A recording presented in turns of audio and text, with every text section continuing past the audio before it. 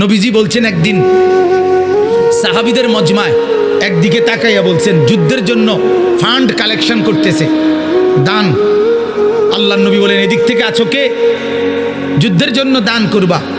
ওসমান বললেন দাঁড়ায়া 100 উট আল্লাহর রাস্তায় দান করলাম। আল্লাহর নবী এদিক দিয়ে হাত বাড়ায় বলছে এদিকে আছো কে? আল্লাহর রাস্তায় দান করবা। ওসমান ওই দিক দিয়ে ঘুরে এসে এনে আইয়া দাঁড়াইয়া কয় 100 উট আল্লাহর রাস্তায় দান করলাম। 200 হইল। মাঝ বরাবর হাত দেখাইয়া নবী বলছে এদিকে কে আছো? আল্লাহর রাস্তায় যুদ্ধের জন্য দান করবা। ওসমান এখানে এসে বলছে আল্লাহর রাস্তায় আরো 100 উট আল্লাহর রাস্তায় দান করলাম। 300 হইল। ভাইয়া 6 বার নবীজি বলছে আর কে আর কে আর কে?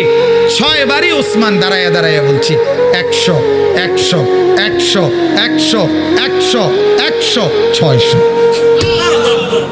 কয়শো? 600 উট।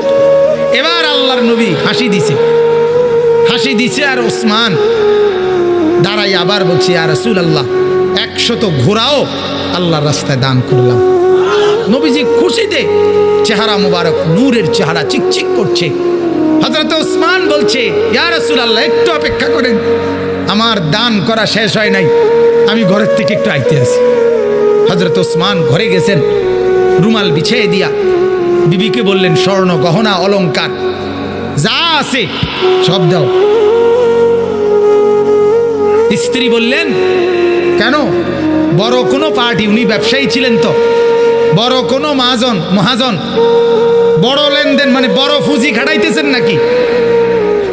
হযরত ওসমান বললেন হ্যাঁ বিবি, আজ আরশে আজিমের মালিকের সাথে পুঁজি খাটাইতেছে। আজকের মহাজন সবচেয়ে বড় মহাজন, আজ জান্নাতের বিনিময়ে পুঁজি খাটাচ্ছি বিবি। হযরত ওসমান সমস্ত গহনা স্বর্ণ রৌপ্য নিয়ে আল্লাহর নবীর সামনে রুমাল খুলে দিছে। হাদিসে আছে আল্লাহর নবী এক হাতে স্বর্ণের টুকরা এক হাতে রৌপ্যের টুকরা হাতে তুলে আল্লাহর নবী তখন বলছেন আল্লাহুম্মা ইন্নী রাযীতু আন উসমান ফারদি আনহু। আল্লাহ আমি জমিনে আমার ওসমানের উপরে রাজি হয়ে গেলাম, আপনি আরশে তার উপরে রাজি হয়েছেন।